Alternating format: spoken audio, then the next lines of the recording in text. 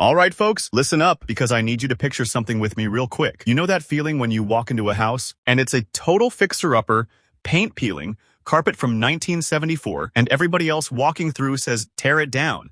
But you just know. There's original hardwood under that carpet. That's this whole video. That's exactly what we're doing today. Somebody's grandfather had a closet full of these long, skinny cane poles wrapped in cloth sleeves, and the family looked at it like it was firewood. Sold the whole lot at an estate sale for $60.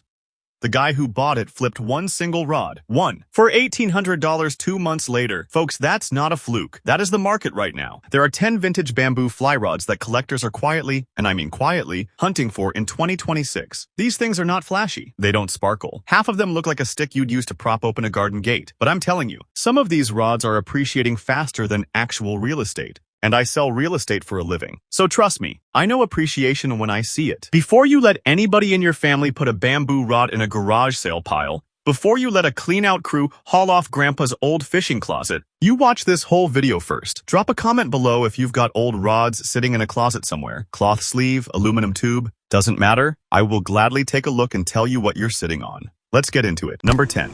Now, look, I gotta start with an honest one, because that's how I do business. Montague made a lot of rods. A lot. Mass-produced. Sold through catalogs. Sold in hardware stores. And because of that, most Montague rods are not going to make you rich. I want to be straight with you about that up front. But certain Montague models, the higher grade ones they made for their better dealers, with tighter wraps and better cork grips, those are starting to move. Folks are cleaning these out of estate sales for $10 because it's just a Montague, everybody's got one. And sure, plenty of them are worth exactly that. But the nicer models in genuinely clean condition, original bag, original aluminum tube with the paper label still legible, those are quietly selling in the $150 to $300 range now. That's not nothing for something priced like scrap. Here's my advice. Don't get greedy on this one. But don't give it away either. Check the tube, check the label. And if it looks like one of the nicer grades, hold on to it a little longer. This market's still climbing. All right, H.I. Horrocks Ibbotson. Big outfit.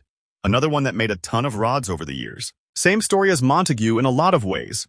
Huge volume, so most of them are affordable everyday rods. But folks, here's the thing about H.I. that people sleep on. This company made some genuinely well-built higher-end models mixed right in there with all the bargain stuff. And because the brand name doesn't scream prestige the way some others do, those better rods get criminally underpriced constantly. I'm talking rods with quality cane, tight ferrules, nice agate stripping guides, going for $30, $40 at a yard sale because the seller sees Horrocks Ibbotson and assumes bargain brand across the board. The higher grade H.I. models in excellent original condition are now bringing $200, $300, sometimes $400 from collectors who know exactly what they're looking at. That's a heck of a markup for something most sellers still price like a garage tool. If you've got an H.I. rod, don't judge it by the name on the shaft. Judge it by the craftsmanship. Feel the ferrules, feel the wraps, and if it feels tight and precise instead of loose and mass-produced, get a second opinion before you let it go cheap. Now, next one, folks. This next name is where casual sellers start getting genuinely fooled, because the rod looks plain as toast. Now, most folks know Heddon for their fishing lures. We've talked about those on this channel before. Real money in those too. But Heddon also built bamboo fly rods, and this is the part people miss entirely. They see the Heddon name, they think, oh, that's the lure company, and they completely undervalue the rods sitting right next to the tackle box. Heddon built genuinely well-regarded bamboo rods, good tapers, solid construction, and because the brand's fame is tied up in lures instead of rods, the rod side of the business flies way under the radar. That's good news for you if you're the one finding these. Bad news for you if you're the one who already sold one cheap. Clean examples with original wraps intact, no separation in the cane, correct original ferrules. These are bringing $200 to $500 depending on model and condition. Rarer models with desirable actions. The ones fly fishing purists specifically seek out to actually fish with, not just display,